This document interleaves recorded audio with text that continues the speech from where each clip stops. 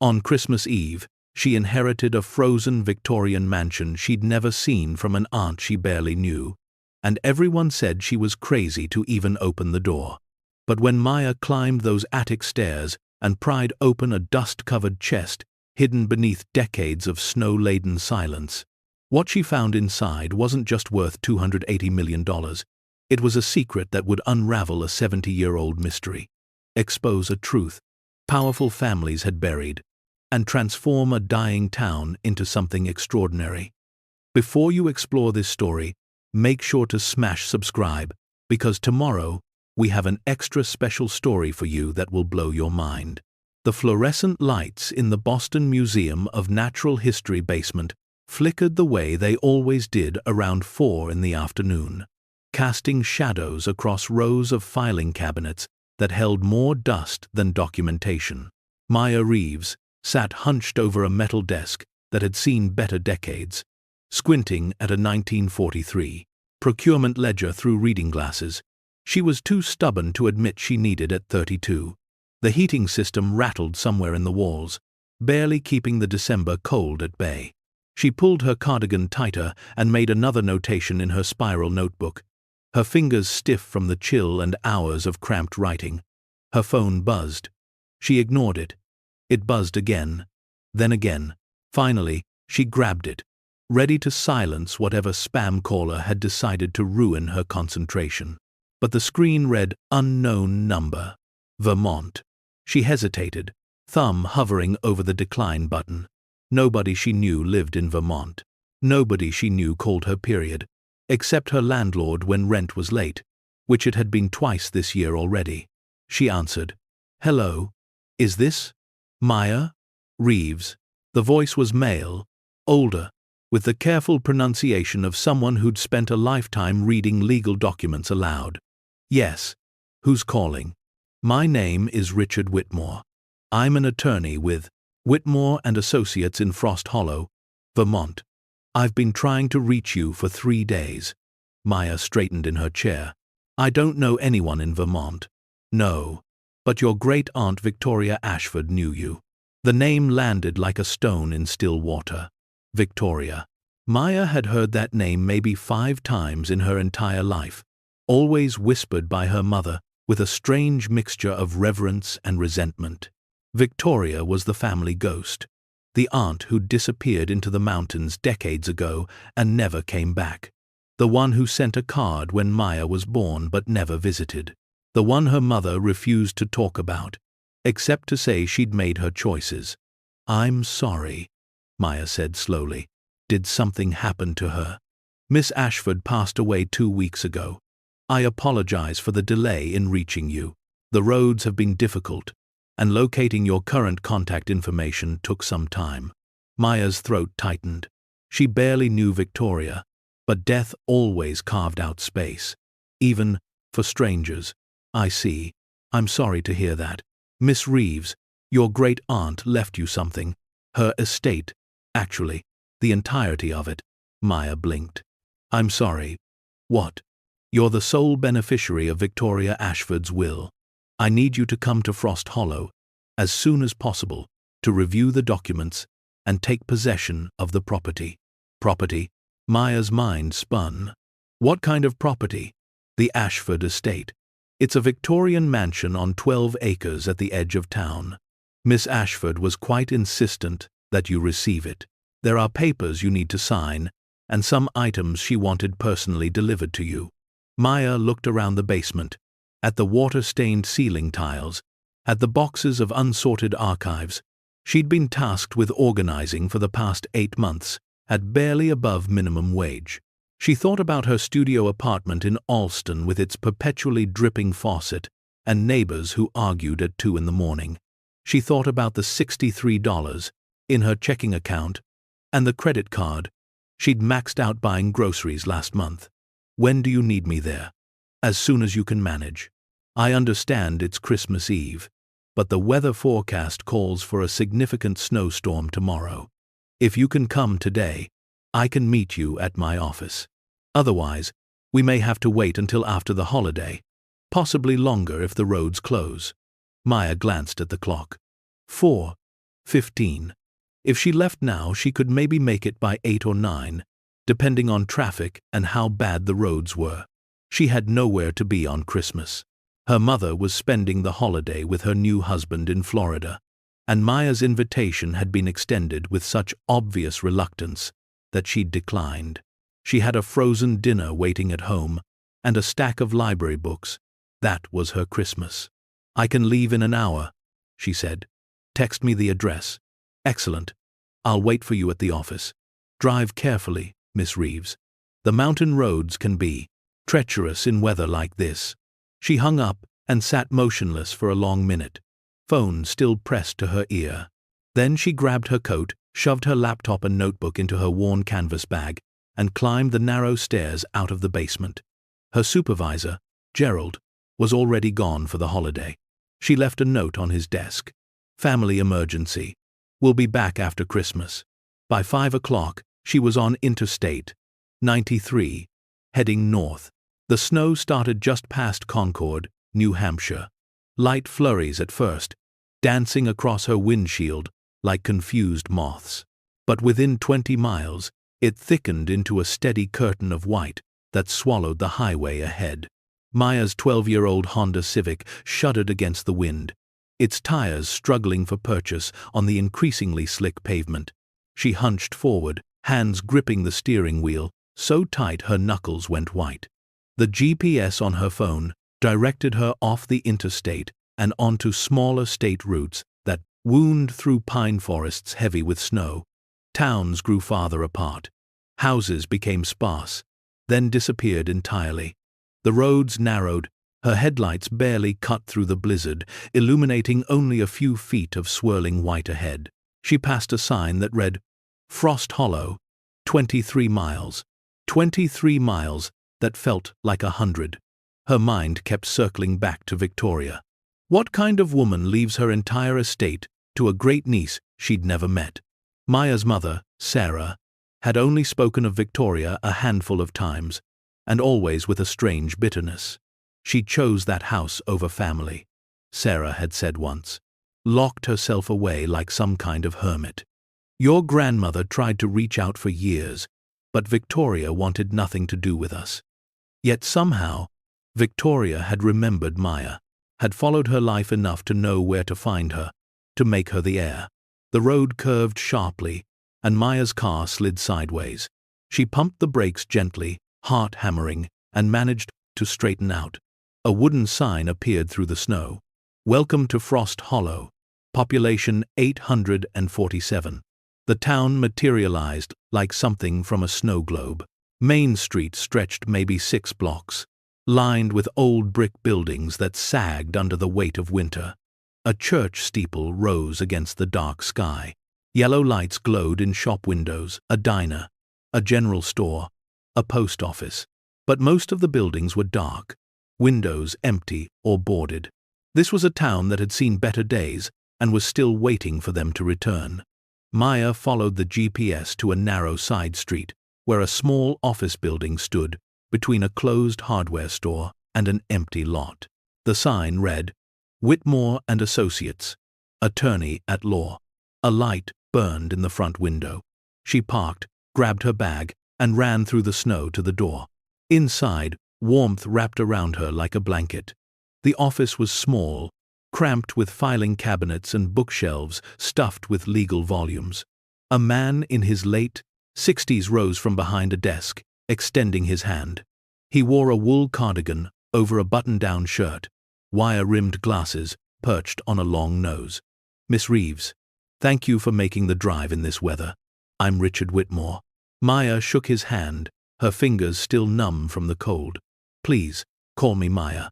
"Coffee?" he offered. "You look like you need it." "God, yes." He poured her a cup from a percolator on a side table, strong and black. She wrapped both hands around the mug, letting the heat seep into her bones. Richard gestured to a leather chair across from his desk. Maya sat, suddenly aware of how exhausted she was. The adrenaline that had carried her through the drive was draining away, leaving only the weight of confusion and a strange, hollow anticipation. Richard settled into his chair and pulled out a manila folder. I'll try to keep this brief. Victoria Ashford was my client for 41 years. I handled her affairs, her investments, her taxes. She was a very private woman, but she was also very specific about her wishes. He opened the folder and slid a document across the desk. This is her last will and testament. As you'll see, you're named as the sole beneficiary. Maya scanned the document. Legal language swam before her tired eyes, but certain phrases jumped out. All property, real and personal. The Ashford estate and all structures thereon. Complete and unconditional ownership. I don't understand, Maya said. Why me? I never even met her. Richard leaned back, fingers steepled. Victoria never explained her reasoning to me directly. But I can tell you this. She followed your life. She had newspaper clippings about your academic achievements, your graduation from college, your work at various museums. She knew you'd become an archivist. She seemed to find that fitting. Fitting for what? He pulled out another envelope, this one sealed with red wax. She left you this letter. She insisted I give it to you personally, not mail it. She wanted you to read it in Frost Hollow. He pushed it across the desk. Maya picked it up carefully. The paper was thick, expensive. Her name was written across the front, in elegant cursive, for Maya Reeves, when she arrives. The wax seal bore an imprint she couldn't quite make out in the dim light. Some kind of bird, maybe, or a flower. Can I open it now? She asked. You can, though Victoria suggested you might want to read it at the house. But the choice is yours. Maya set the letter down, suddenly afraid of what it might contain. Tell me about the house first. Richard nodded. The Ashford estate was built in 1887 by your great-great-grandfather, Jonathan Ashford. He made his fortune in timber and railroads. The house has been in your family ever since. It's quite large, 22 rooms, if I recall correctly. Victorian architecture, very well preserved. Victoria lived there alone for the last 45 years. Alone? Maya repeated. For 45 years. She had help, of course. A woman named Ruth came weekly to clean and shop for groceries. But yes, Victoria lived there by herself. She rarely came into town. Most people here barely knew her. That sounds lonely. Richard's expression softened. Perhaps. Or, perhaps, she was content. She read extensively. She wrote letters. She maintained the property immaculately. Some people need solitude the way others need company. He pulled out a set of keys on a silver ring. These are for the house, front door, back door, and several others. There's also a key to the gate. The property is fenced. Maya took the keys. They were heavy, old-fashioned, the kind that looked like they belonged in a period drama. What about utilities? Is everything still working? Yes. The heat is on, electricity is current, phone line is active. I've been maintaining the accounts from Victoria's estate funds. You'll need to transfer them to your name, of course. But for tonight, everything should be functional. You're saying, I can stay there. Tonight, it's your house now, Maya. You can do whatever you want with it. He paused. Though I should mention, several parties have expressed interest in purchasing the property. The land alone is worth quite a bit, and there are developers who, I haven't even seen it yet. Maya interrupted. Something protective flared in her chest. Can we talk about that later? Of course. I apologize. I just wanted you to know your options. He stood, pulling on a heavy coat. I'll drive out ahead of you and open the gate. The house is about 4 miles north of town. Just stay on Route 7. You'll see the iron fence on your left. It's the only property out that way. 20 minutes later, Maya was back in her car, following Richard's truck through the blizzard. The snow fell so thick, now she could barely see his taillights. The road climbed steadily upward, leaving the town behind. Pine trees crowded close on both sides, their branches bent under the weight of snow. Her headlights caught glimpses of them, like frozen sentinels guarding the path. Then, Richard's brake lights flared. He turned left, and Maya followed. An iron fence appeared, tall and Gothic, with spear-point finials. Richard got out and unlocked a massive gate that swung open on silent hinges. He waved her through, then followed in his truck. The driveway curved through the trees for what felt like half a mile. And then the forest opened up, and Maya's breath caught in her throat. The mansion rose before her like something from a fever dream. 3 stories of Victorian excess, all turrets and gables and wraparound porches, painted in deep grays and blacks that made it look carved from the storm itself. Snow covered every surface, the peaked roofs, the widow's walk, the ornate railings. Windows glowed with soft yellow light in the downstairs rooms, but the upper floors were dark, their windows like closed eyes. The whole structure seemed to lean slightly forward, as if watching her approach. It was beautiful. It was terrifying. It was hers. Richard parked and hurried to her car, leaning down to her window. "I've turned on the lights downstairs and checked the furnace. Everything's working. There's firewood on the back porch if you want to use the fireplaces." He pressed a business card into her hand. "My cell number's on there. Call if you need anything. Though I should warn you, service can be spotty out here." "You're leaving?" Maya tried to keep the panic from her voice. "I'm 5 minutes down the road in town. You'll be fine. The house is solid, and the storm's supposed to break by morning." He smiled kindly. "Welcome home, Maya." He climbed back into his truck and drove away, his taillights disappearing into the swirling snow. Maya sat in her car, engine running, staring at the mansion. The wind howled around her, shaking the Honda on its frame. She could turn around, drive back to town, get a room at whatever motel would take her credit card, come back in daylight when the storm had passed, and everything looked less like a Gothic novel. But something pulled her forward. Curiosity, maybe, or the simple fact that she had nowhere else to go. She grabbed her bag, tucked Victoria's letter inside her coat to keep it dry, and ran for the front porch. The steps groaned under her boots. The porch was massive, wrapping around the entire front of the house, with ornate woodwork and hanging baskets that swayed in the wind. The front door was solid oak, 8 feet tall, with stained glass panels depicting birds in flight. Maya fumbled with the keys until she found the right one. It turned smoothly, well-oiled. The door swung open. Warmth rushed out to meet her. She stepped inside and closed the door, shutting out the storm. For a moment, she just stood there, dripping melted snow onto a Persian rug, trying to process what she was seeing. The foyer stretched before her, easily 20 feet to the far wall. A grand staircase curved upward to the second floor, its banister carved mahogany. To her left, through an arched doorway, she glimpsed a parlor with furniture covered in white sheets. To her right, a library with floor-to-ceiling bookshelves. Straight ahead, a hallway led deeper into the house. And above it all, a crystal chandelier hung from a medallioned ceiling, its facets catching the light and throwing rainbows across the walls. Everything was immaculate.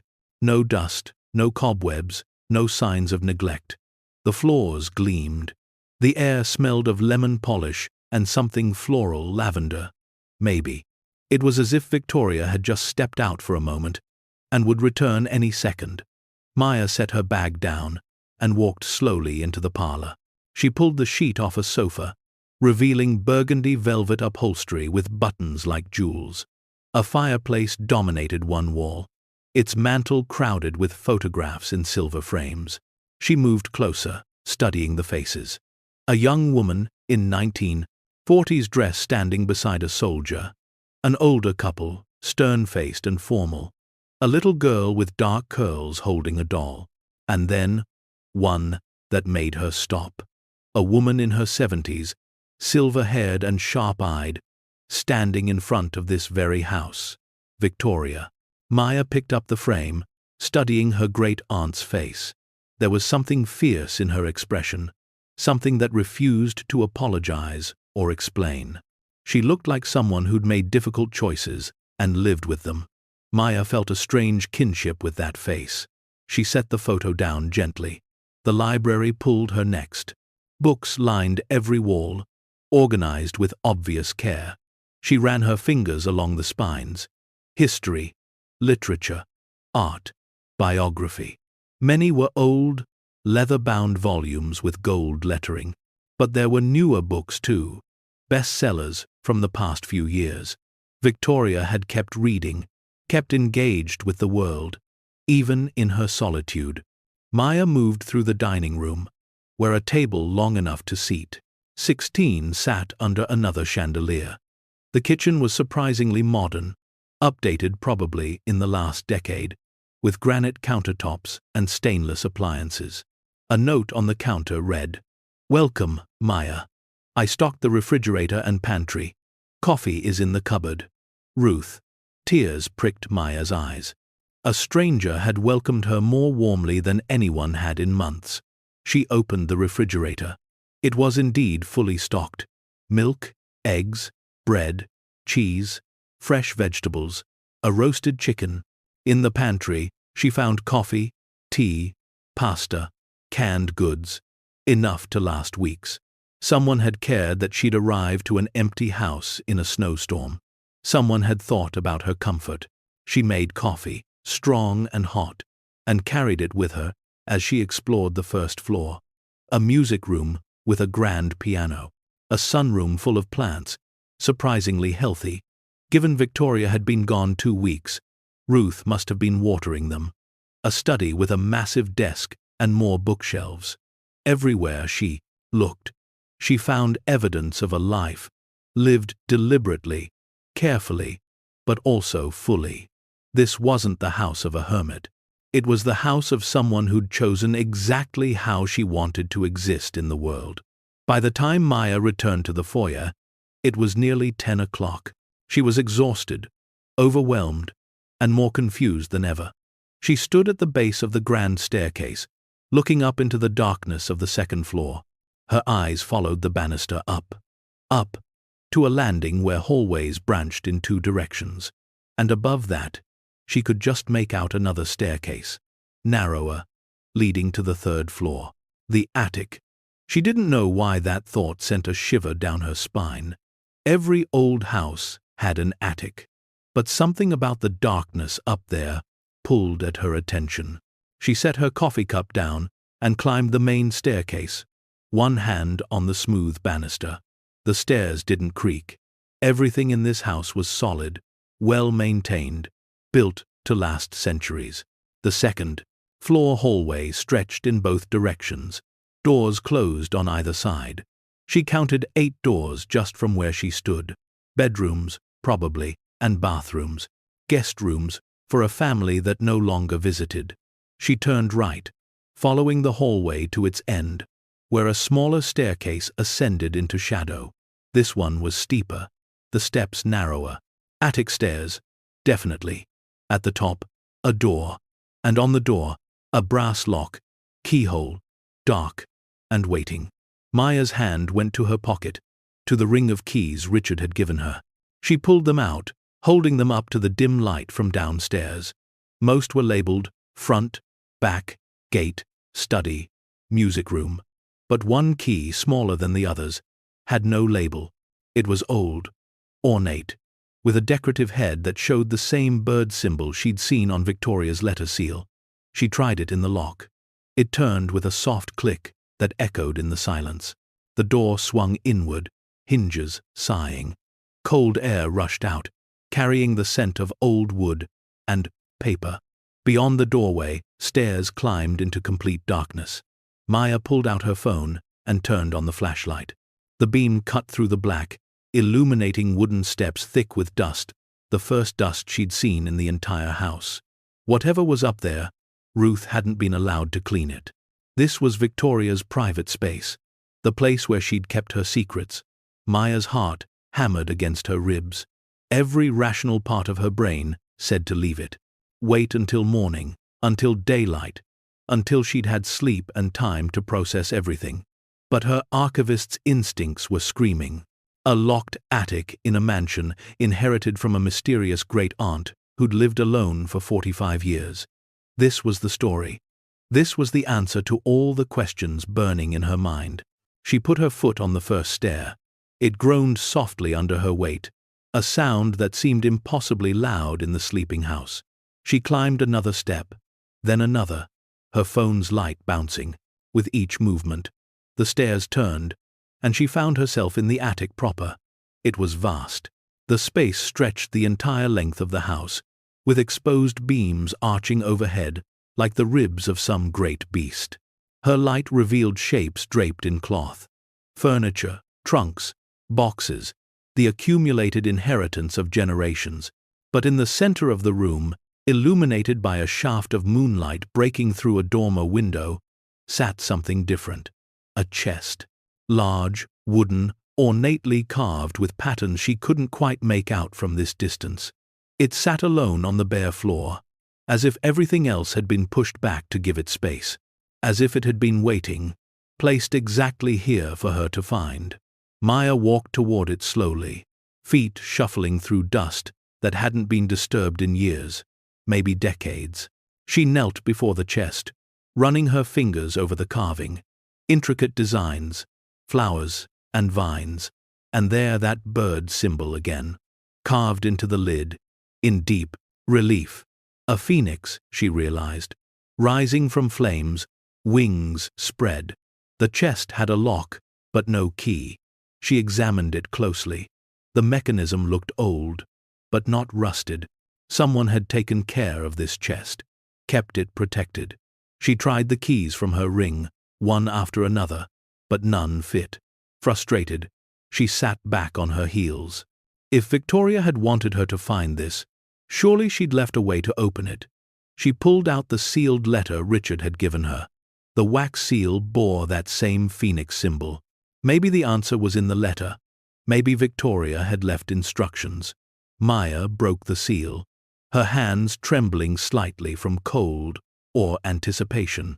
She couldn't tell. She unfolded the heavy paper and held her phone light over the elegant handwriting.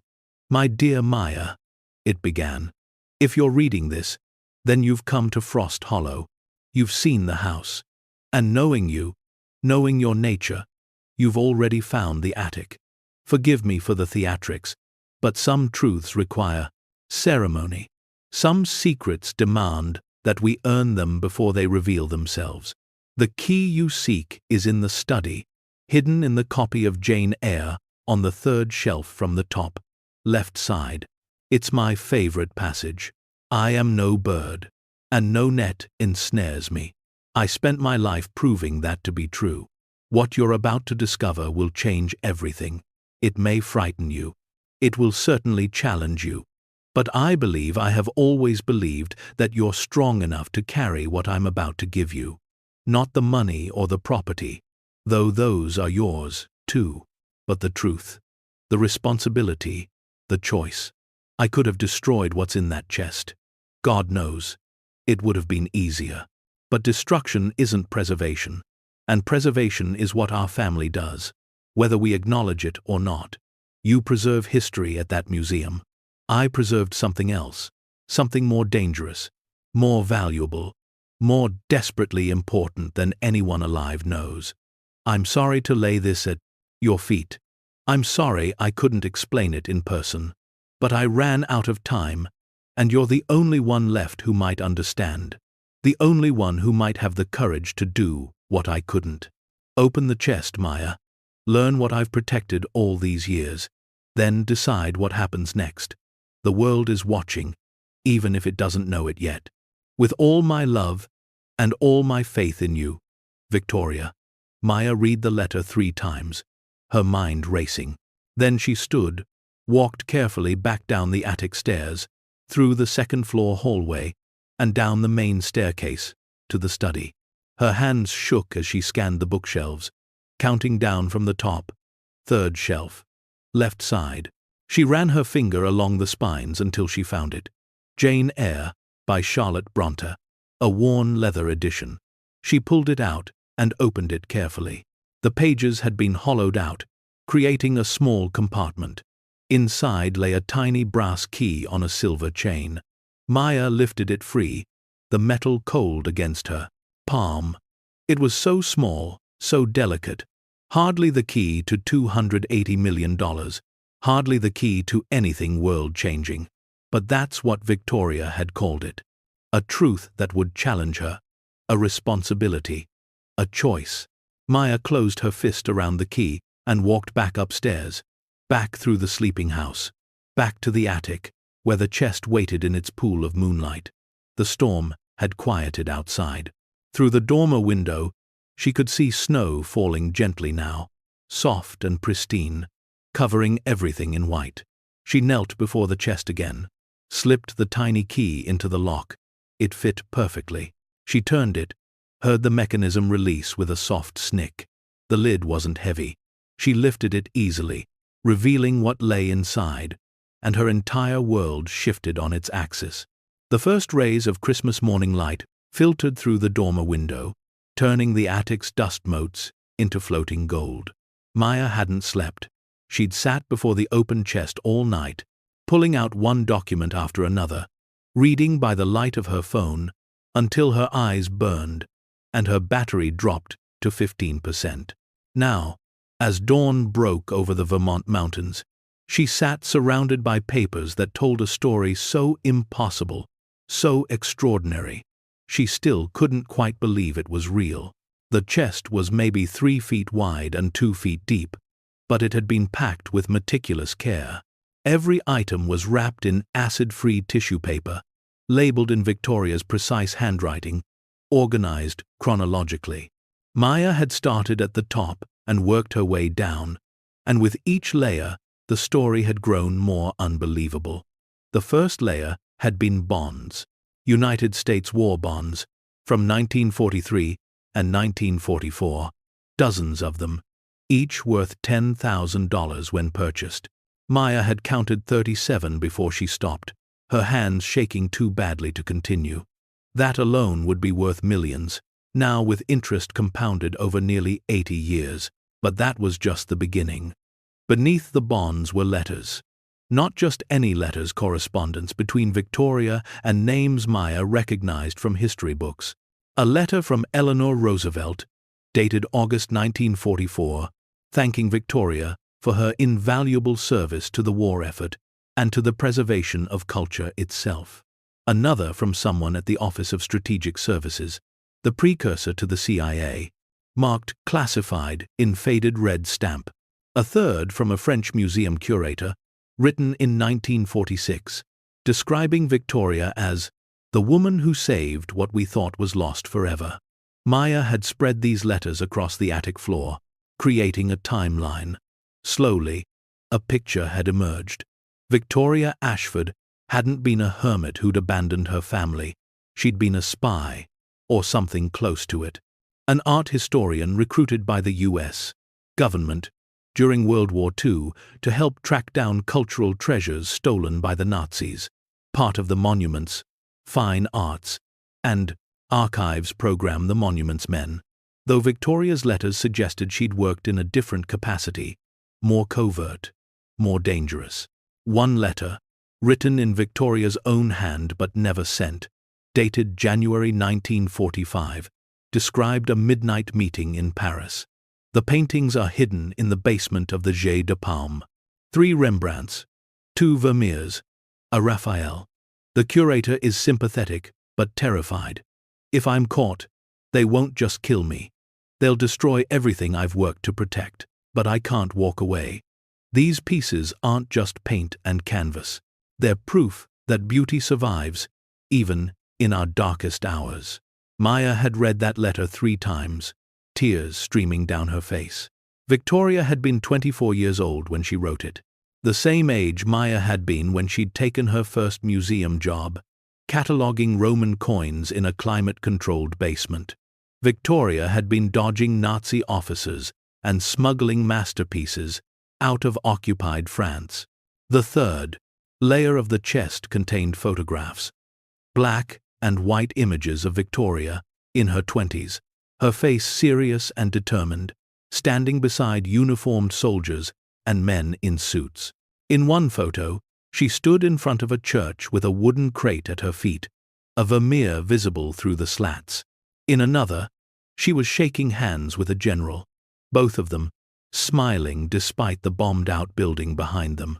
These weren't the photos of a woman who'd run away from life. These were the photos of someone who'd run toward purpose. But it was the fourth layer that had stolen Maya's breath completely. Wrapped in multiple layers of tissue paper, protected by cedar blocks to prevent insect damage, were certificates of authenticity. Not for artwork Victoria had saved during the war, though those documents were here too, but for pieces she'd purchased afterward. Between 1946 and 1953, Victoria had quietly acquired 17 paintings and sculptures, small pieces, mostly things that could be transported and hidden. But each one had a story that made Maya's heart pound. A Monet sketch, purchased from a Jewish family trying to rebuild after losing everything in the Holocaust. The certificate included a letter from the family, blessing Victoria's ownership and thanking her for paying 3 times the asking price.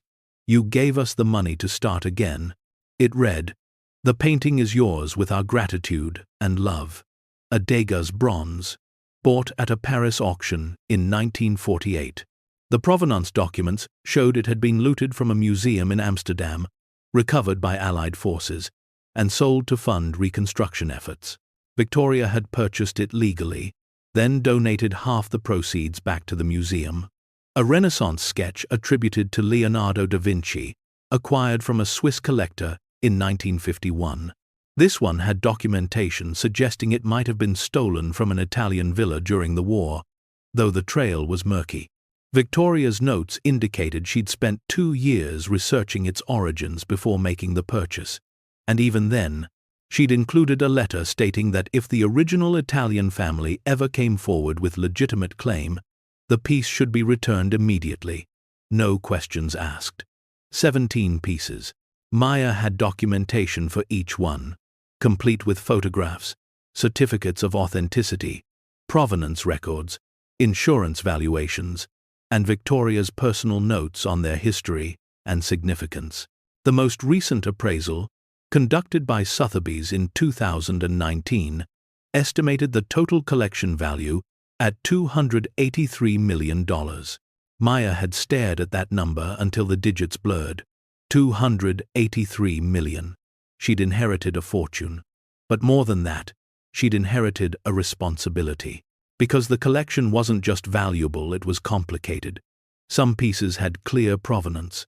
Others had questions attached to them, ethical concerns, about ownership and cultural patrimony. Victoria's notes made it clear she'd struggled with these questions herself. One note, written in 1967, said simply, "How do you own beauty that was born from suffering? How do you hold on to what rightfully belongs to people who can never reclaim it? I don't know if keeping these pieces hidden is preservation or theft. I'm running out of time to decide." Maya stood now, her knees cracking from hours of sitting on the hard floor. She walked to the dormer window and looked out over the estate. The snow had stopped. The world was white and pristine, untouched. From this height, she could see the entire property, the woods, the frozen pond, the gardens buried under snow. It was beautiful, peaceful. The kind of place where you could hide from the world for 45 years. The kind of place where you could protect secrets no one else knew existed. Her phone buzzed. 11% battery remaining. She'd missed 17 calls and had 32 text messages, all from numbers she didn't recognize. Her stomach dropped. How did anyone even have her number? She'd only told Richard Whitmore she was coming. She scrolled through the messages, her heart rate increasing with each one. "Miss Reeves, this is Marcus Beaumont, from the Beaumont Gallery in New York. I understand you've inherited the Ashford estate. I'd like to discuss acquisition opportunities. Maya, this is Catherine Liu, private collector. I'm prepared to make a very generous offer for any artwork in the estate. Please call me immediately. Miss Reeves, James Hartford, Hartford Auction House. We've been monitoring the Ashford collection for years. Now that the estate has changed hands, we'd like to be your first call." On and on they went. Galleries, collectors, museums, auction houses, people she'd never heard of, offering money she couldn't comprehend, for a collection they shouldn't have known existed. Maya's hands started to shake. Victoria had kept this secret for nearly 80 years. Maya had been in the house for less than 12 hours, and somehow the entire art world knew. She ran downstairs to the study, plugged her phone into a charger she found in the desk, and booted up the laptop Victoria had left there. It was an older model, but functional. She opened the browser and typed, "Victoria Ashford Collection." The search results made her feel sick. Article after article from art blogs, collectors' forums, industry newsletters. Legendary Ashford collection may finally come to market. Rumors swirl about World War II era. Art hoard in Vermont. Death of reclusive collector sparks. Feeding frenzy. The articles were all dated within the last 2 weeks. Since Victoria's death, someone had been waiting, watching, ready to pounce the moment the estate changed hands. Maya clicked on the most recent article, published just yesterday in ART News. It included a photo of this house, clearly taken from the road with a telephoto lens. The article cited anonymous sources, claiming Victoria had amassed one of the most significant private collections of looted World War II art in existence. It speculated the collection could be worth upwards of $300 million, and suggested several museums and collectors were already positioning themselves to acquire pieces. But it was the final paragraph that made Maya's blood run cold.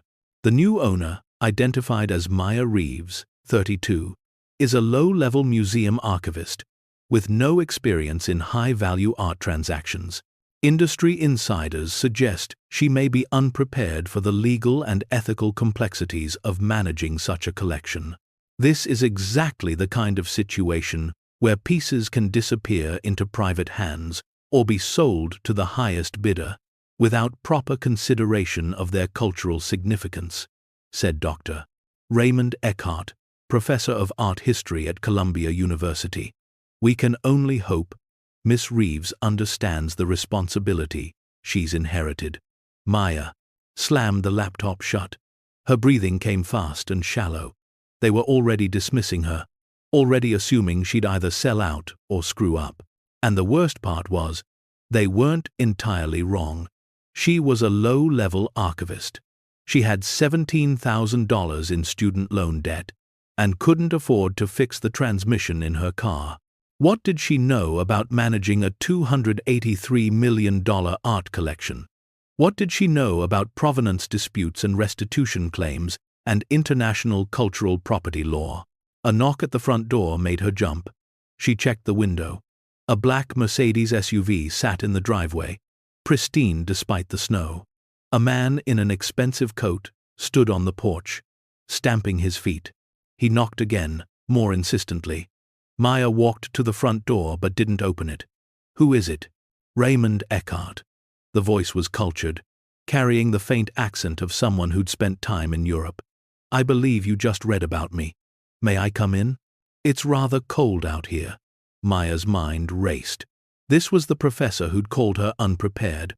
What was he doing here on Christmas morning? How had he even known where to find her? She cracked the door open but left the chain on. "How did you get through the gate?" Eckhart smiled.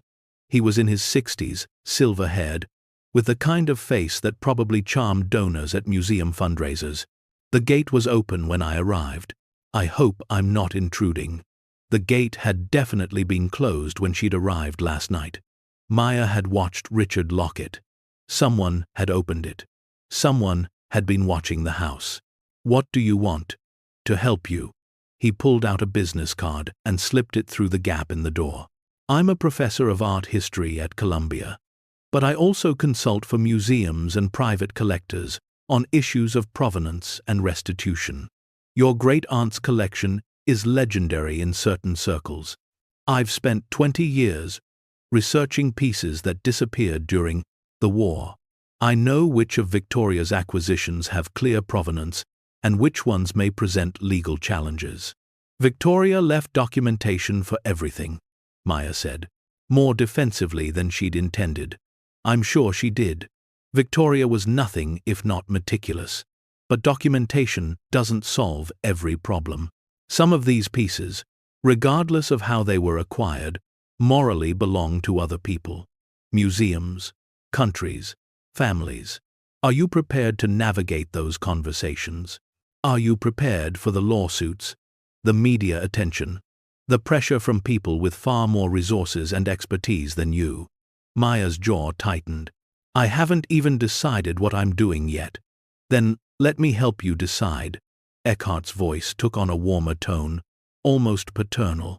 Look, I know this is overwhelming. You were an archivist yesterday. Today, you're sitting on one of the most significant private collections in the world. You didn't ask for this, but you have an opportunity to do something remarkable. Work with me. Let me help you establish proper provenance for each piece. Identify rightful claimants. Facilitate returns where appropriate. And for the pieces with clear, uncontested ownership, we can arrange sales or donations that benefit everyone. You'd never have to worry about money again. And the art world would see you as a hero, not a profiteer. What happens next will turn this Christmas morning upside down, reveal a truth nobody expected, and remind us why sometimes the quietest voices carry the most power. Stay tuned to see what happens next. If you're enjoying the story, please like, share, and subscribe for more. And what do you get out of this? Maya asked.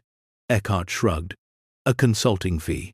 A chance to see these pieces properly placed. Academic recognition for helping resolve one of the great mysteries of wartime art theft. I'm not going to pretend I'm purely altruistic, but my interests align with what's right. Can you say the same about everyone else? Who's going to come knocking? Before Maya could respond, another car pulled into the driveway. Then another. Within minutes, 3 more vehicles had arrived. People stepped out, all dressed expensively, all carrying briefcases or portfolios. They gathered near the porch, a small crowd forming. Maya's heart hammered. This was insane. It was Christmas morning, and strangers were swarming her property like vultures. You see? Eckhart said quietly. Word travels fast in our world. These people smell money. Some of them are legitimate museum representatives, ethical dealers. Others are just predators. You need someone who can tell the difference. Someone who can protect you. Maya looked past him at the growing crowd. She recognized one face from the ART News article, Catherine Liu, the private collector. Another man was taking photographs of the house. A woman in a fur coat was speaking urgently into her phone. This wasn't help. This was an invasion. Leave, Maya said. All of you. This is private property. Eckhart's expression hardened. Be reasonable, Miss Reeves. Leave, or I call the police. The police can't help you navigate international art law. Maybe not. But they can arrest you for trespassing. Maya pulled out her phone. You have 60 seconds. Eckhart stared at her for a long moment, his charming facade cracking to reveal something colder underneath. Then he stepped back. You're making a mistake. You can't handle this alone. Within a week, you'll be drowning in lawsuits and ethics complaints. Within a month, the IRS will be auditing every dollar of that estate. You need expertise. What I need, Maya said, her voice steady despite her shaking hands, is for you to get off my property. He left, but not before dropping another card on the porch. The others followed slowly, reluctantly, cars starting up and crunching back down the snowy driveway. Maya watched until the last one disappeared through the gate. Then she ran outside and closed the gate herself, using the key Richard had given her. The lock clicked into place with a satisfying thunk. Back inside, Maya collapsed against the door, her breath coming in gasps. This was real. This was happening. Victoria had left her a fortune, and now the entire world wanted a piece of it. The pressure, the attention, the expectations. It was crushing. She slid down to sit on the floor, her back against the solid oak, and tried to think. Why had Victoria done this? Why leave this impossible burden to someone she'd never met? Maya pulled out Victoria's letter and read it again, searching for answers. The only one who might have the courage to do what I couldn't. What hadn't Victoria been able to do? Keep the collection hidden forever? Or let it go? Maya stood and walked back to the study. She needed to understand Victoria better, needed to know what her great-aunt had intended, what she'd wanted, what she'd been afraid of. The room was lined with filing cabinets. Maya started, opening drawers, finding them full of meticulously organized documents. Tax returns going back 50 years, property records, investment statements, and then, in the bottom drawer of the last cabinet, personal correspondence. She lifted out a box of letters, all addressed to Victoria, all from the same sender, Eleanor Ashford, Maya's great-grandmother, Victoria's mother. She carried the box to the desk and began reading. The letters started in 1945, just after the war ended. Eleanor's handwriting was shaky, emotional. "My darling Victoria, please come home. The war is over. You've done enough. Your father is ill, and we need you here. Whatever you're doing in Europe, it can wait. Family must come first." But Victoria hadn't come home. The next letter, dated 6 months later, was angrier. "You've chosen strangers and paintings over your own family. Your father asks for you every day. Do you care so little for the people who raised you? Is your important work valuable than his life?" The letters continued for years, each one more bitter than the last. Eleanor begged, pleaded, guilt-tripped, and eventually gave up. The final letter dated 1953. "I don't know who you've become, Victoria. The daughter I raised would never have abandoned us like this. You've made your choice. Don't expect us to be here if you ever change your mind." Maya's hands trembled as she read. This was the cost of Victoria's choices. She'd saved priceless art, protected cultural heritage, done work that mattered on a global scale, but she'd lost her family in the process. By the time she'd returned to America, her parents were gone, her siblings had moved on, and the mansion had been left to her by default because no one else wanted the reminder of the daughter who'd chosen duty over love. Maya pulled out her own phone and stared at her mother's number. They hadn't spoken since Thanksgiving, and that conversation had been tense. "When are you going to get a real job?" her mother had asked. "You're wasting your education, working in basements for poverty wages. Your degree should have opened doors, not locked you in a closet." Maya had tried to explain that archives were important, that preservation mattered, but Sarah hadn't wanted to hear it. She'd wanted Maya to be practical, to chase money and stability, to make choices that made sense. What would Sarah say about this inheritance? About $283 million in artwork with questionable ethics attached. She'd tell Maya to sell it immediately, take the money, and run. She'd never understand the weight of responsibility Victoria had carried, the importance of protecting these pieces, the complexity of deciding what was right. Maya set the phone down. She couldn't call her mother. Not yet. Not until she understood what she was going to do. She spent the rest of Christmas Day in the attic, reading every document Victoria had left. Birth certificates for families who'd owned the paintings before the war. Death certificates for those who'd been killed in camps. Immigration papers for survivors who'd fled to America. Newspaper clippings about artwork recovered from Nazi hiding places. Photographs of bombed museums and churches. And throughout it all, Victoria's notes, questions, doubts. The Monet belongs to the Goldstein family. Victoria had written in 1968, but Solomon and Ruth are dead, their children scattered. Do I track them down? Do I tell them I have something that once hung in their home in Vienna, before everything was taken? Will that bring comfort or pain? Another note, from 1973, The Degas should be in a museum. The public should be able to see it. But which museum? The Dutch, who lost it. The French, who recovered it. The Americans, who funded the recovery effort. Everyone has a claim. Everyone has a right. How do I choose? And one final note, dated just 3 months before Victoria died. I'm tired of carrying this alone. I thought I could protect these pieces, keep them safe, until I figured out the right thing to do. But there is no right thing. There are only choices, and I've run out of time to make them. So I'm passing the burden to Maya. She's young, smart, and most importantly, she understands that preservation isn't the same as possession. She knows that some things are too important to own. I can only hope she'll have the courage. I lacked the courage to let go. Maya sat back, tears streaming down her face. Victoria hadn't expected her to keep the collection. She'd expected her to give it away, to return pieces to families, donate to museums, facilitate the kind of restitution Victoria had thought about for decades, but never completed. The $283 million wasn't an inheritance. It was a mission, but it was also impossibly complicated.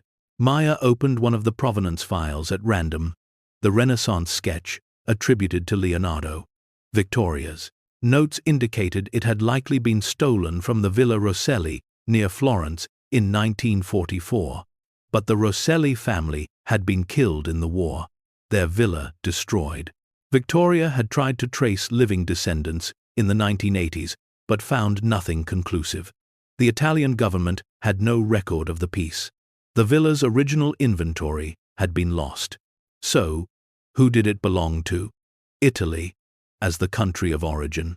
Some distant Rosselli cousin Victoria hadn't been able to locate, or the Swiss collector who'd held it legally for 7 years before Victoria purchased it. Multiply that complexity by 17 pieces, and Maya began to understand why Victoria had spent 45 years alone, unable to decide, unable to act. Every choice created new ethical dilemmas. Every solution opened new questions. And now those questions were Maya's. Her phone rang, making her jump. Unknown number. She answered cautiously. Hello? Miss Reeves? This is Ruth Henley. I was your aunt's housekeeper. Maya's tension eased slightly. Ruth, thank you for stocking the kitchen. That was incredibly kind. Of course, dear. I just wanted to check if you needed anything. I heard there was some commotion at the house this morning. Maya's guard went back up. How did you hear about that? Small town, dear. Word travels. Are you all right? I'm fine. Just unexpected visitors. Ruth was quiet for a moment. Victoria warned me this might happen. When she got sick last month, she said people would come once she was gone. She said they'd try to pressure you, confuse you, make you doubt yourself. Another pause. She left something else for you. I was supposed to give it to you after Christmas, but given everything, maybe you should have it now. What is it? A video. She recorded it this past October. She wanted you to see her face when she explained everything, not just read her words. Are you free this evening? I can bring it by around 6. Maya looked around the attic, at the scattered documents, and the open chest. Yes. Please. I need all the help I can get. You're stronger than you think, Maya. Victoria saw that in you. That's why she chose you. Ruth's voice was warm, maternal. I'll see you at 6. The call ended. Maya stood and walked to the window again. The sun was setting early, as it did this far north in winter. Long shadows stretched across the snow. This had been the strangest Christmas of her life. 24 hours ago, she'd been alone in a Boston apartment, planning a dinner of frozen lasagna and PBS. Now she owned a mansion, a fortune, and a responsibility that terrified her. She thought about the people who'd shown up this morning. Eckhart with his smooth offers of help, Catherine Liu with her money, the photographer capturing images of the house. They saw the collection as an opportunity, a transaction, a prize to be won. But Victoria had seen it differently. She'd seen stories, people, lives interrupted and destroyed. She'd seen the weight of history and the complexity of justice. Maya walked back to the chest and picked up one of the photographs. Victoria, in her 20s, standing in front of a recovered painting, her face serious and determined. They looked alike, Maya realized. The same dark hair, the same sharp jawline, the same eyes that seemed to ask questions even in stillness. Victoria had chosen her not just because of blood, but because she'd recognized something of herself in Maya. The instinct to preserve, the need to protect, the willingness to carry weight others couldn't see. Maya carefully repacked the chest, placing each document back in its tissue paper, organizing everything the way Victoria had left it. This wasn't treasure to be plundered. This was a legacy to be honored. And somehow, Maya was going to figure out how to do exactly that, even if it meant standing alone against everyone who thought they knew better. She locked the attic door behind her and descended to the first floor as twilight fell over the Vermont hills. At 6 o'clock, Ruth would arrive with Victoria's final message. Until then, Maya had work to do. She fired up the laptop again and began researching everything she could find about art restitution, provenance disputes, and the ongoing efforts to return looted artwork to its rightful owners. If Victoria had spent 45 years preparing for this, Maya could at least spend one night trying to understand what she'd inherited. Outside, fresh snow began to fall, soft and silent, covering the tracks the cars had left that morning. The mansion settled around her with creaks and sighs, a living thing with its own memory, its own secrets. Maya made coffee, turned on every light in the study, and disappeared into research. She had a fortune to understand, a mystery to unravel, and a choice to make that would define not just her life, but the legacy of a woman who'd sacrificed everything to protect beauty in the midst of horror. The real work was just beginning. Ruth Henley arrived at exactly 6 o'clock in a station wagon that had seen better winters. She was in her mid-60s, bundled in a thick coat and wool scarf, carrying a manila envelope like it contained something precious. Maya opened the door before she could knock, grateful for a friendly face after the chaos of the morning. "Come in, please. Can I make you tea?" Ruth smiled, stepping into the warmth. "That would be lovely, dear." She looked around the foyer, her eyes misting. 43 years I came to this house, every Tuesday and Friday without fail. And still, every time I walk through that door, it takes my breath away.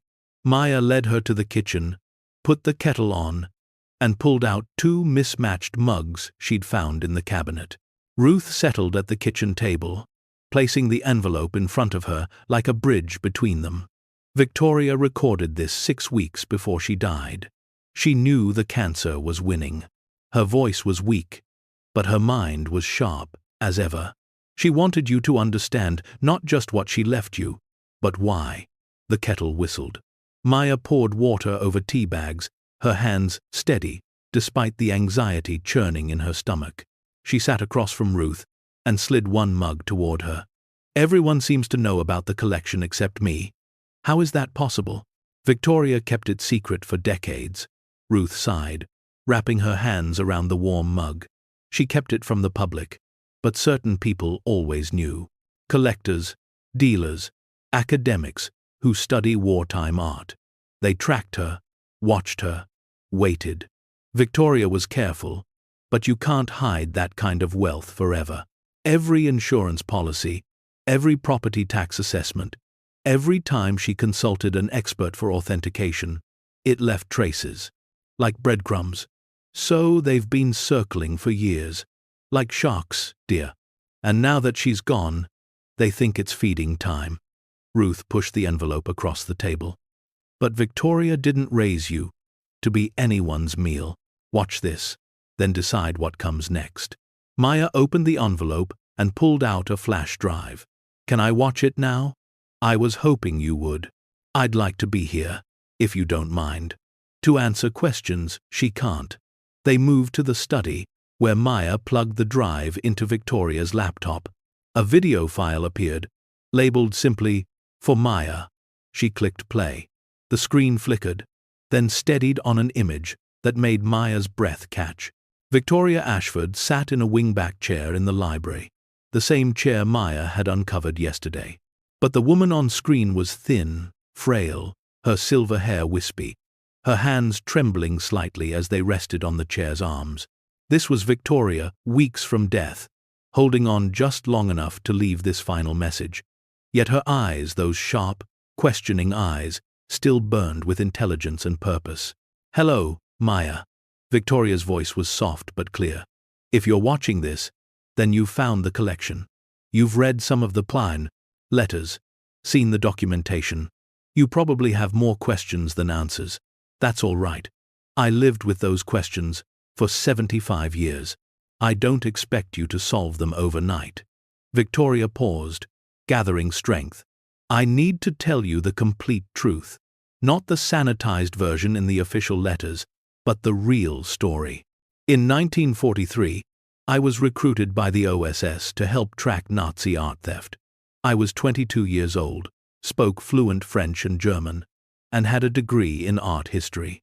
I thought I'd be working in an office, cataloging stolen pieces. Instead, they sent me to France. The image on screen shifted to old photographs.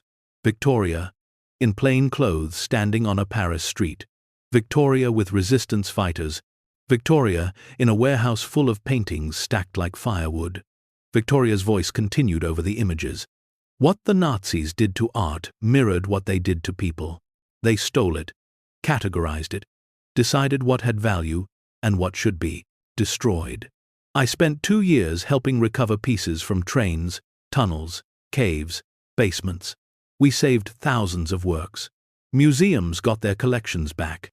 Some families were reunited with treasures, but not everyone. The video returned to Victoria in the chair. Her expression had darkened. Some pieces we recovered had no clear owner. The families were dead, the museums destroyed, the paper trails erased by bombs and time. And some pieces, she paused, choosing words carefully. Some pieces were too complicated. Multiple claims, disputed provenance, politics involved. So they sat in warehouses, waiting for someone to decide their fate. Maya leaned closer to the screen. This was the part Victoria had never written down. The truth, buried deeper than any document. In 1946, I was offered a position at the Metropolitan Museum. Good salary, prestige, the career I'd dreamed of.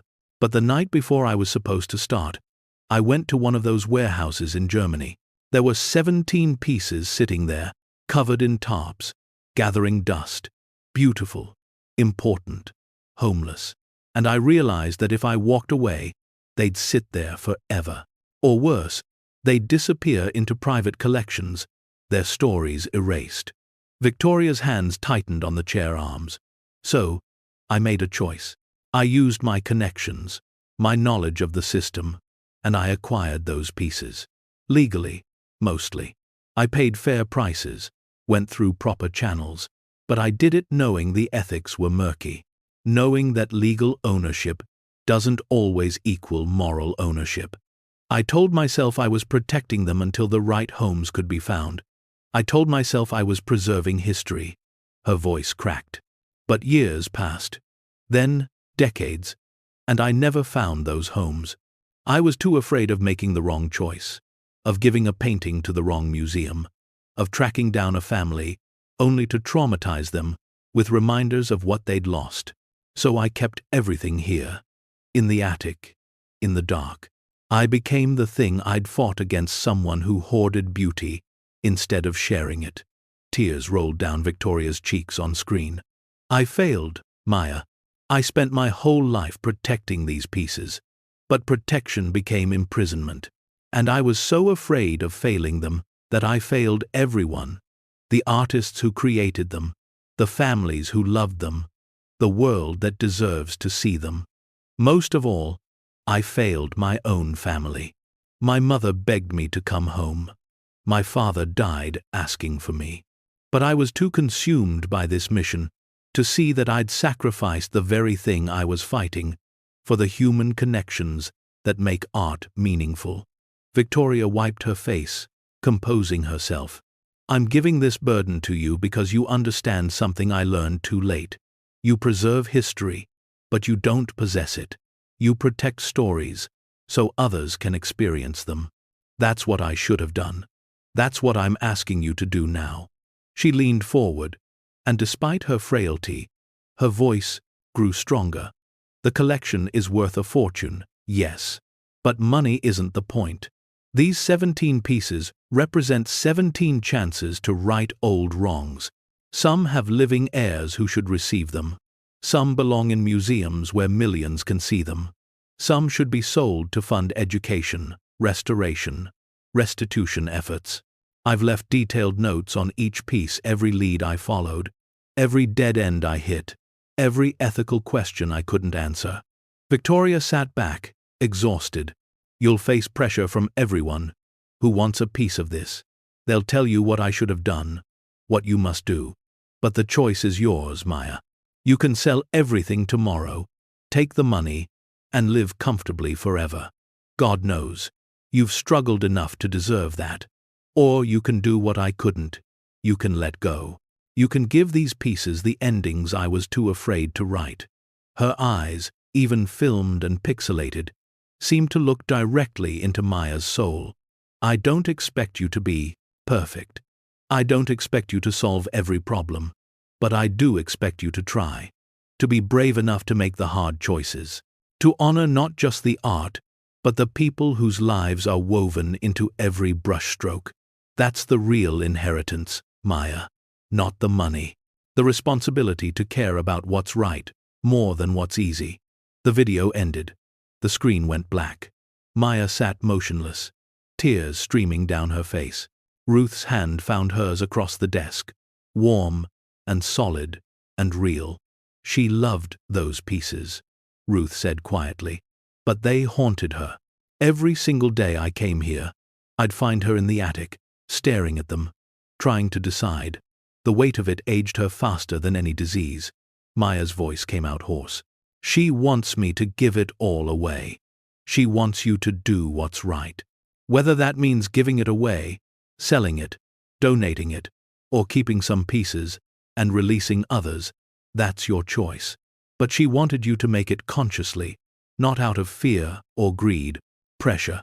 Maya stood and paced the study, her mind racing.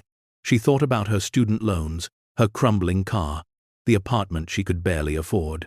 $283 million would erase every financial worry she'd ever had. She could travel, buy a home, never worry about rent or retirement or medical bills. She could finally breathe. But she also thought about the Goldstein family, who'd lost a Monet along with everything else. About museums bombed into rubble, collections scattered like ashes. About artists who died never knowing if their work survived. About Victoria, who'd sacrificed her family and her peace trying to protect beauty from a world that had briefly forgotten how to value it. I need to see the notes, Maya said suddenly. All of Victoria's research on each piece. If I'm going to do this right, I need to know everything she knew. Ruth smiled. They're in the attic. 3 filing boxes, organized by piece. She spent the last 2 years of her life updating them, making sure everything was current and clear. Maya spent the next 3 days barely sleeping. She hauled the filing boxes down to the study and spread their contents across every surface. Each piece had its own folder, sometimes 6 inches thick. Victoria had documented everything: original ownership, theft details, recovery circumstances, post-war history, authentication reports, current legal status, potential claimants, ethical considerations, and her own tortured deliberations about what should be done. The Monet sketch had the clearest path forward. The Goldstein family had 3 surviving grandchildren, 2 in Israel, 1 in New York. Victoria had tracked them down in 2015 but never reached out, too afraid of causing pain. Her notes included their addresses, phone numbers, even photos from social media. They deserved to know, Their grandparents' artwork survived, Victoria had written. But will seeing it bring comfort or trauma? I can't bear the thought of making the wrong choice. The Degas bronze was more complicated. 5 different museums had legitimate claims: the original owner in Amsterdam, the recovery site in Paris, the funding source in New York, the artist's birthplace, and a museum in London that specialized in Degas. Victoria had written letters to each institution over the years, never sending them, always second-guessing which claim was strongest. The Leonardo sketch was the most complex. If it was authentic, and 3 different experts had confirmed it was, then it was priceless.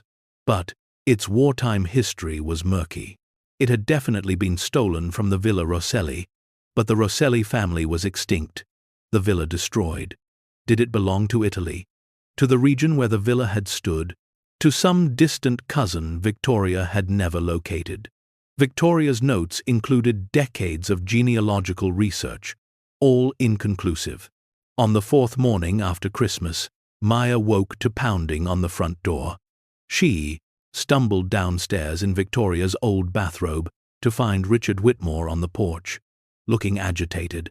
"You need to see this," he said, thrusting a newspaper at her. The Frost Hollow Gazette, such as it was, had made Maya front-page news.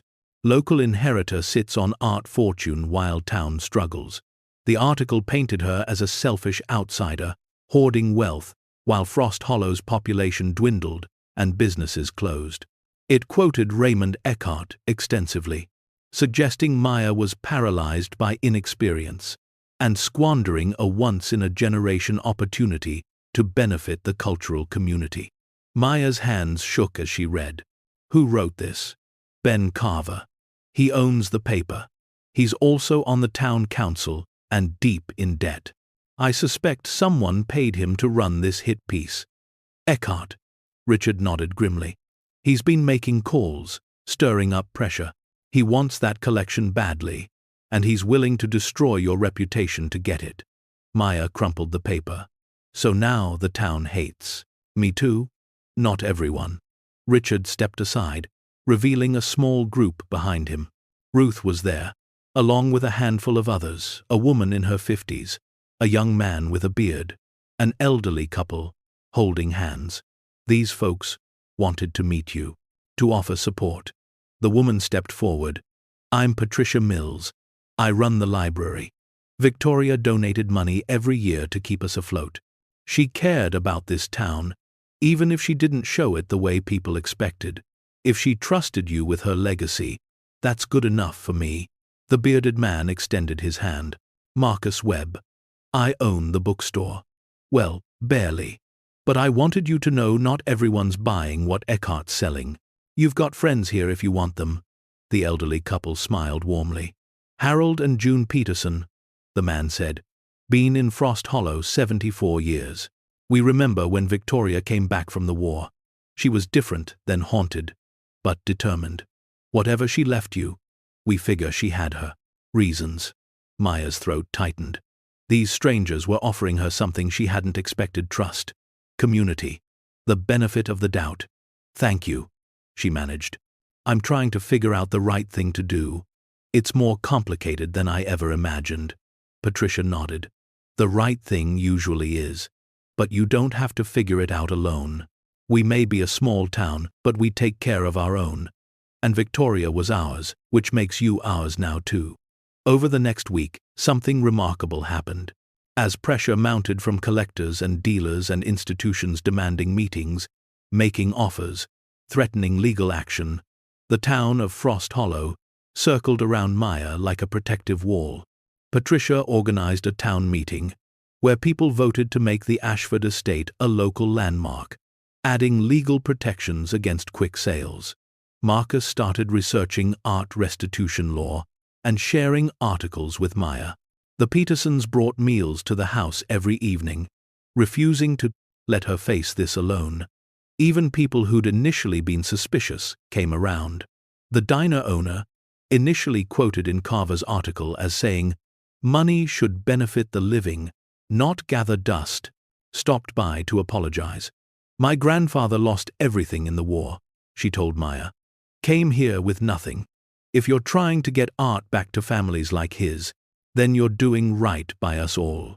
Maya spent her days researching and her evenings talking with townspeople who stopped by to offer help, advice, or simply company. She learned that Frost Hollow had been a prosperous mill town once, but the mill closed in 1983 and took most of the jobs with it. Young people left. Businesses shuttered. The population dwindled from 3,000 to 847. Victoria's annual donations had kept the library and historical society alive, but nothing more. One night, sitting in the study with Ruth, Maya finally voiced what had been growing in her mind for days. Victoria wanted me to return the art to its rightful owners.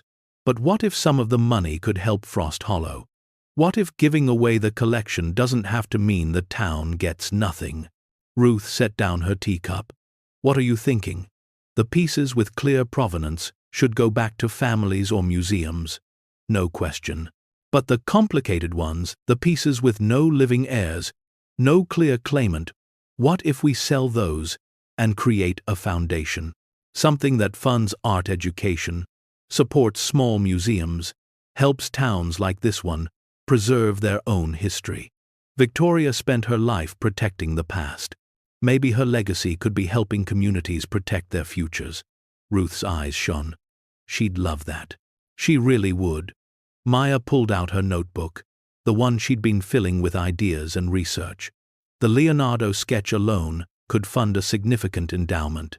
If it's worth what the experts say, somewhere between 40 and 60 million, that's enough to make a real difference. Not just here, but in communities across the country that can't afford to maintain their historical records, their archives, their cultural identity. You'd give that away? $60 million. Maya laughed, but it came out shaky. I wouldn't be giving it away. I'd be using it the way Victoria should have to serve something bigger than myself. She stood and walked to the window, looking out at the snow-covered grounds. I've spent my whole career in basement archives, preserving documents no one looks at, protecting history no one seems to care about. I did it because I believed it mattered, even when I could barely pay my rent. She turned back to Ruth. Victoria gave me a chance to prove that belief isn't just idealism, that preservation and restitution and cultural memory actually matter. If I keep this money, I'm comfortable forever. But if I use it the way she intended, I can help make sure other communities don't lose their stories the way so many did during the war. Ruth stood and embraced her. You've become exactly what Victoria hoped you would. Not just a guardian of her collection, but a guardian of her values. That night, Maya made her decision. She called Richard Whitmore and asked him to begin preparing the legal documents. Half the collection would be returned directly to families or donated to specific museums based on Victoria's research. The other half would be sold through reputable auction houses, with proceeds funding the Victoria Ashford Foundation for Cultural Preservation. Maya would keep only one piece, a small watercolor. Victoria had painted herself during the war, showing the view from a Paris apartment window, not for its value, but for its story, for the reminder of what Victoria had sacrificed and why it mattered. The next morning, Maya held a press conference from the mansion's front porch. Reporters had been camping at the gate for days. Now she invited them in, camera crews and all, and told them exactly what she intended to do. She spoke about Victoria's war service, the complexity of art restitution, and the responsibility that came with inheriting not just wealth, but history. She announced which pieces would be returned to families, which donated to museums, and which sold to fund preservation efforts. Raymond Eckhart, standing at the back of the crowd, tried to interrupt. You're not qualified to make these determinations. These pieces need proper scholarly review. Then feel free to volunteer. Maya cut him off. The foundation will need advisors. If you're genuinely interested in proper restitution rather than personal profit, you're welcome to apply. She stared him down until he looked away. The press conference made national news. Within 48 hours, Maya received messages from descendants of families Victoria had researched, from museums grateful for her donations, and from small communities asking if the foundation might help them preserve their own endangered archives. The art world buzzed with opinions. Some praised her decision, others called her naive. But Maya didn't care what critics thought anymore. She'd found her purpose, not in the basement of a museum, cataloging objects no one saw, but here, in a frozen mansion in Vermont, carrying forward a legacy of protection and restitution that Victoria had begun nearly 80 years ago. The fortune had been an inheritance, but the mission, the true mission, had been earned through understanding, empathy, and the courage to choose justice over comfort. Anyone can inherit money, but it takes strength to inherit responsibility and turn it into purpose. The first return happened in February. Maya stood in a coffee shop in Manhattan's Upper West Side, hands trembling as she clutched a portfolio case containing the Monet sketch. Across from her sat Rachel Goldstein-Levy, 67 years old, with her brother David beside her. Their grandmother Ruth had owned the sketch before. The Nazis confiscated it from their Vienna apartment in 1938. Ruth and her husband Solomon had died at Auschwitz. Their daughter Rachel and David's mother had survived the war, but never spoke of what was lost. She couldn't bear to remember, Rachel said, her voice shaking. She built a new life, but the past was too painful. She died 5 years ago, never knowing any of it survived. Maya opened the portfolio carefully. The Monet was small, maybe 12 inches by 15, a study of water lilies done in 1892. Simple, beautiful, intimate. She turned it to face Rachel and David. Rachel gasped, hand flying to her mouth. David's eyes filled with tears. They didn't touch it at first, just stared, as if afraid it might vanish. "My grandmother hung this in her bedroom," Rachel whispered. "My mother told me that once. She said Ruth would sit and look at it every morning while she brushed her hair. It was the last thing she saw before." Her voice broke. Maya slid the portfolio across the table. "It's yours. It always was. Victoria just kept it safe until I could get it back to you." David finally reached out, his fingers hovering over the signature. "How did she get it?" "She bought it from a dealer in Paris in 1948. He'd acquired it legally after the war, but Victoria researched its history and discovered where it came from. She could have kept it. Legally, she owned it, but she knew it belonged to your family. She just couldn't find you until much later, and then she was too afraid." Maya's throat tightened. "She was too afraid of causing you pain. She thought maybe not knowing was easier than remembering." Rachel shook her head, tears streaming down her face. "Not knowing was torture. We grew up with this hole in our family history. This silence about who we'd been before the war. This," she touched the frame gently, "this proves they existed. They had beauty in their lives. They mattered." The three of them sat in that coffee shop for 2 hours, while Rachel and David told stories passed down from their mother, about Ruth's love of art, Solomon's work as a banker, the apartment in Vienna with tall windows and gleaming floors, about the life stolen from them. Maya listened, bearing witness, and understood finally what Victoria had been too afraid to face. Returning the art wasn't causing pain. It was acknowledging that the pain already existed and offering a small piece of healing. As Maya left Manhattan that evening, her phone buzzed with a message from Richard Whitmore. "The Degas bronze is officially donated to the Rijksmuseum in Amsterdam. They're planning a special exhibition about recovered wartime art. Victoria will be honored as a contributor. 1 down, 16 to go." Over the next 6 months, Maya became intimately familiar with airports, lawyers' offices, and the complicated bureaucracy of international art restitution. The work was exhausting, emotional, and occasionally frustrating beyond measure. But every time she placed a piece in the right hands, every time she saw someone's face light up, with recognition or grief or gratitude, she felt Victoria's presence. felt the weight her great-aunt had carried for so long beginning to lift. Not every return was simple. The Renaissance sketch, attributed to Leonardo, sparked a 2-month legal battle between the Italian government and a distant Rosselli cousin, who emerged, claiming ownership. Maya hired lawyers, consulted experts, and eventually brokered a compromise. The sketch would be donated to the Uffizi Gallery in Florence, with a plaque acknowledging the Rosselli family's loss. The cousin received a financial settlement from the foundation. Everyone walked away, satisfied, if not entirely happy. A Vermeer painting went to a museum in The Hague after Maya tracked down the original Dutch owner's great-granddaughter, who tearfully insisted it belonged in a public collection.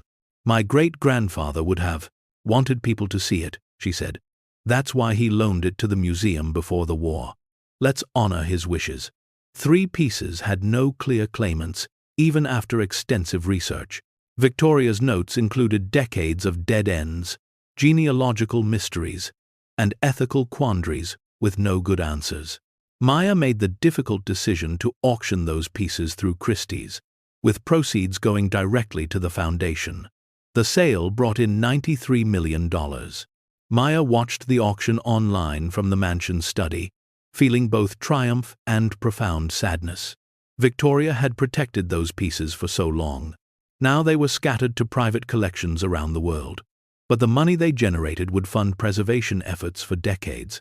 As the collection dispersed, Maya turned her attention to the mansion itself. She'd been living there for 4 months now, and the isolation Victoria had endured was beginning to make sense. The house was enormous, the property sprawling, the silence sometimes oppressive. But Maya also saw its potential. The location was stunning, the architecture was magnificent, and thanks to Victoria's meticulous maintenance, everything was in remarkable condition. One evening in late May, Marcus from the bookstore stopped by with coffee and a proposition. "The town council met yesterday. We've been talking about what happens to Frost Hollow now that you're here, now that attention is on us. And we had an idea." Maya raised an eyebrow. "I'm listening. Turn part of the mansion into a museum. Not just about Victoria and the collection, though that's part of it, but about wartime art, theft, and recovery, about restitution efforts, about the ongoing work of returning stolen culture to its rightful owners. You've got the space. You've got the story. And people would come. We could be a destination for cultural tourism, not just another dying Vermont town." Maya set down her coffee cup, mind racing. "A museum. Here. Victoria's story deserves to be told," Marcus said. "What she did, what she struggled with, what you're doing now, it's important. And telling it here, in the place where she kept those pieces safe all those years, that means something. Plus," he grinned, "it would bring jobs to Frost Hollow. Museum staff, tour guides, hospitality services. The diner could actually stay open past 5 o'clock." Maya walked to the window, overlooking the grounds. Spring had transformed the property. The gardens Victoria had maintained were blooming, revealing careful landscaping that had been buried under snow when Maya arrived. The pond had thawed, reflecting clouds and sky. It was beautiful. It would be a shame to keep it hidden. "What if we did more than a museum?" Maya said slowly. "What if we made this a center for cultural preservation? Museum, exhibits, yes, but also archives, research facilities, educational programs, a place where communities could send their endangered historical materials for proper preservation, where scholars could study restitution efforts, where families like the Goldsteins could access resources to trace their own lost heritage." Marcus's eyes widened. "You'd need funding. I have $93 million and no idea what to do with it." By June, architects and contractors were surveying the property. The mansion's 3rd floor would house the museum and archives. The 2nd floor would become research facilities and offices for the foundation staff. Maya was beginning to hire. The 1st floor would remain largely, as Victoria had left it, a preserved example of how she'd lived.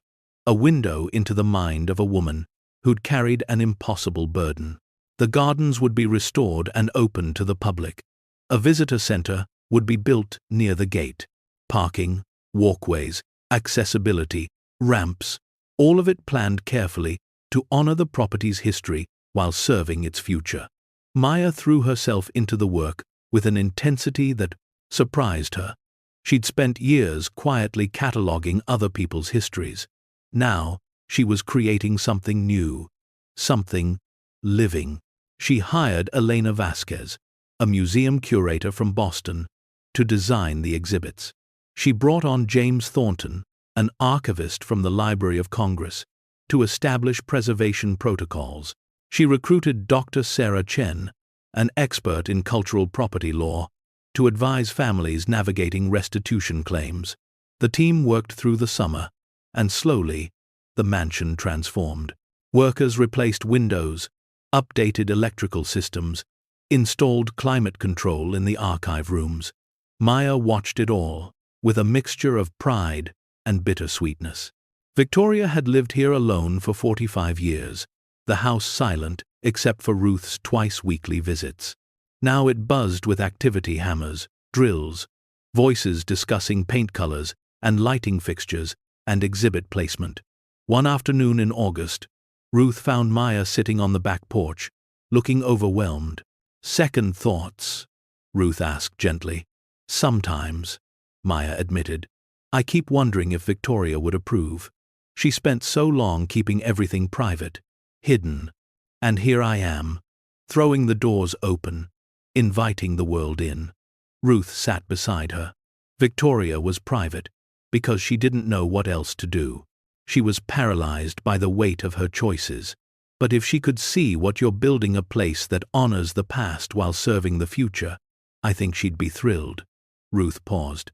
She'd also be relieved. She carried those secrets alone for so long. You're sharing the burden, the story, the responsibility. That's exactly what she hoped you'd do. The museum officially named the Victoria Ashford Center for Cultural Preservation opened to the public on October 15th. Maya had debated the date for weeks, but Richard Whitmore had suggested Victoria's birthday, and it felt right. The opening drew more attention than anyone expected. Art historians, journalists, restitution advocates, and simply curious people flocked to Frost Hollow. The town's single bed and breakfast sold out. The diner hired extra staff. Marcus's bookstore did more business in one weekend than it had all year. The exhibits Elena had designed were stunning. One room traced Victoria's wartime service through photographs, letters, and maps showing recovery sites. Another displayed documentation of each piece from the collection, not the art itself, since most had been returned or sold, but the stories behind them, photographs of families reunited with lost treasures, letters from museum curators thanking Victoria for donations, legal documents showing the complex process of establishing rightful ownership. A third room focused on ongoing restitution efforts worldwide, highlighting other collections still in dispute, families still searching for stolen heritage, the painstaking work of researchers and advocates. This room included a digital database where visitors could search for information about lost art, report potential leads, and connect with organizations working on recovery efforts. But Maya's favorite room was the smallest.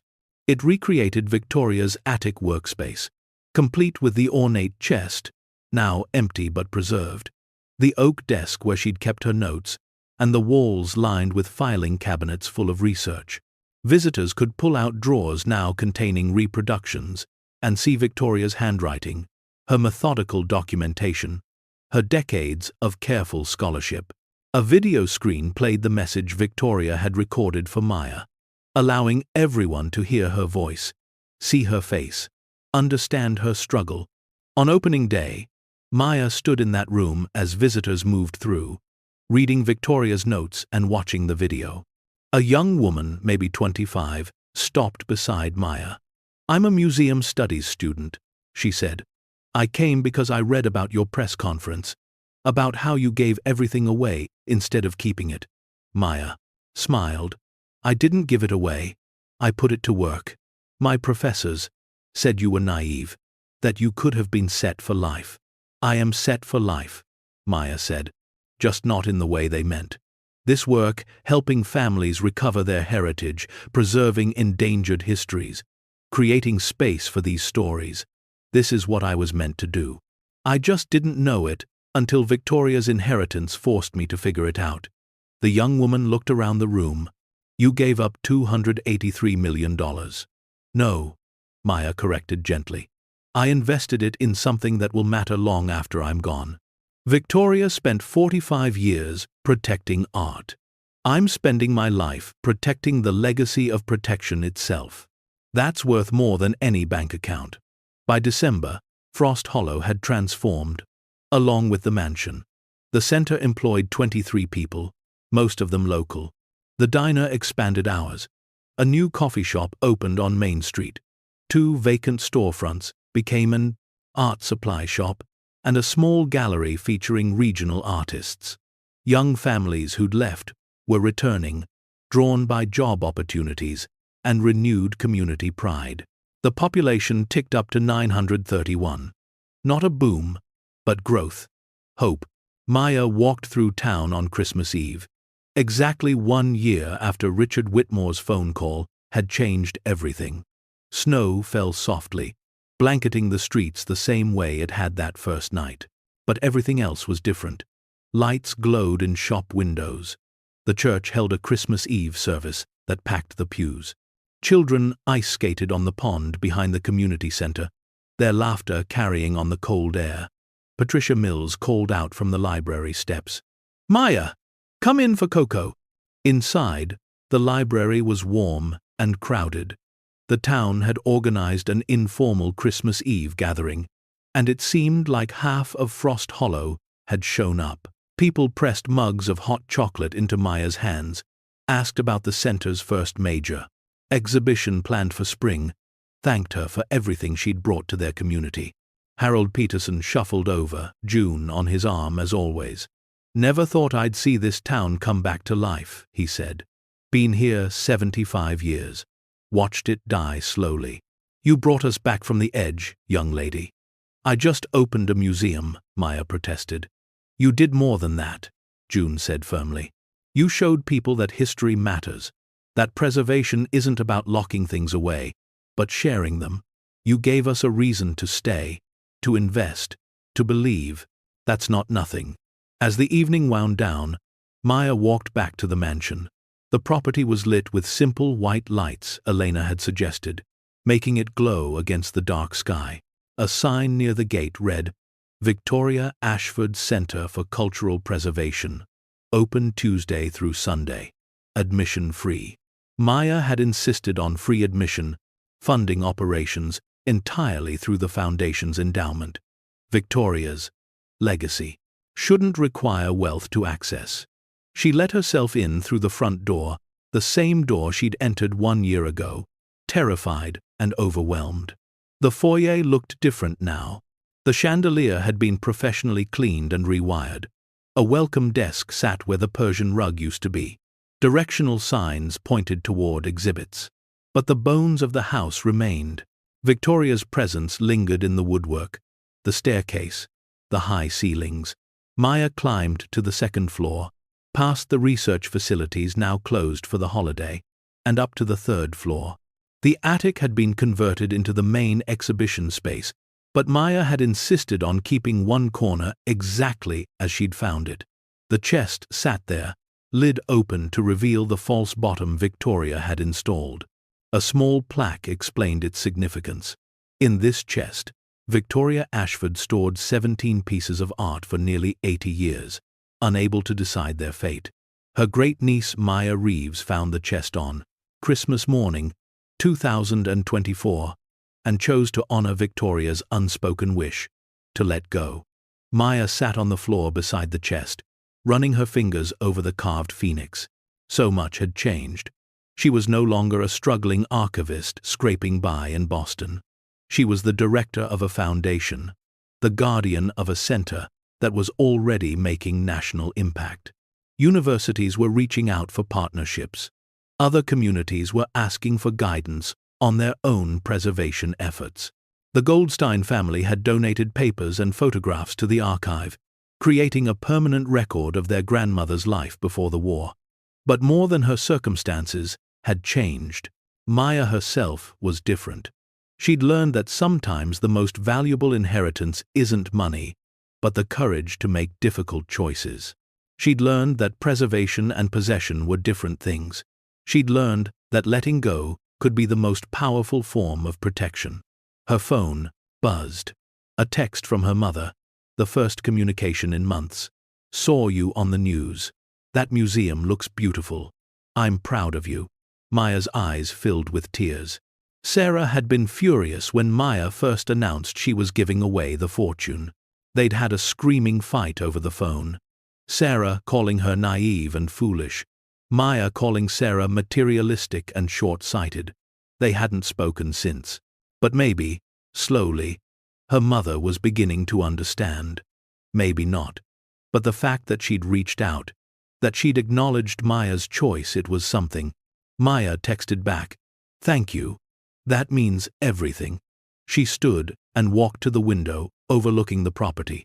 Snow covered the gardens, the pond, the walking paths that would fill with visitors come spring. This had been Victoria's view for 45 years.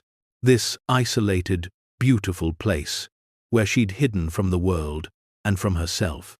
But Maya had transformed it into something else, entirely, a place of connection, education, and healing. A soft knock at the door. Elena poked her head in. "Thought I'd find you here. We got the grant notification. The National Endowment for the Humanities is funding our expanded education program. $150,000 over 3 years. Maya grinned. "Seriously?" "They said the center is doing innovative work in cultural preservation and public history. They want to support it." Elena stepped into the room. "You should be celebrating, not sitting alone in the dark." "I am celebrating, just quietly." Elena sat beside her on the floor. "You know what's amazing? A year ago, you'd never run a museum, never managed a budget, never dealt with donors or boards or any of this. And now, you're building something that's going to outlast all of us." Maya leaned her head against the wall. "A year ago, I was cataloging water-damaged ledgers in a basement. I ate ramen 4 nights a week.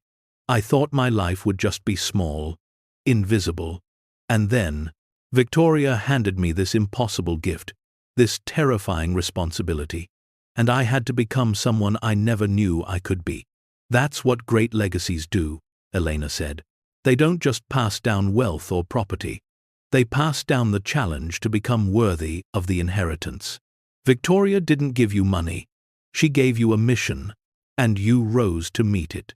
They sat in comfortable silence, watching snow fall beyond the window. Then Elena stood, brushing off her jeans. "Come on. The team is meeting at the diner for pie. You shouldn't be alone on Christmas Eve. Victoria was alone for too many years.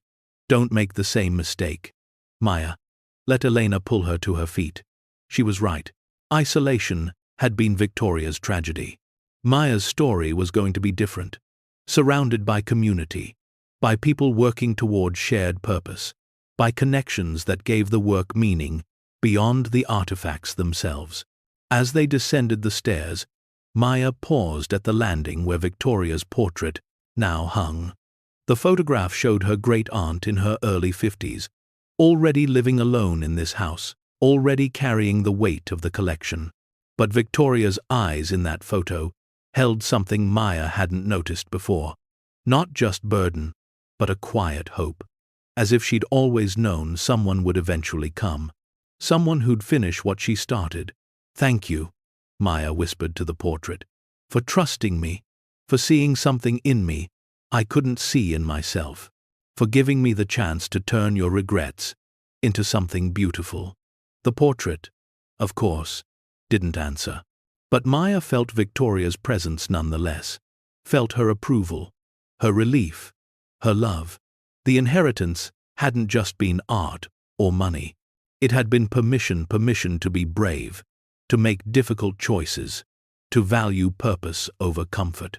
And Maya had taken that permission and built something neither she nor Victoria could have imagined alone.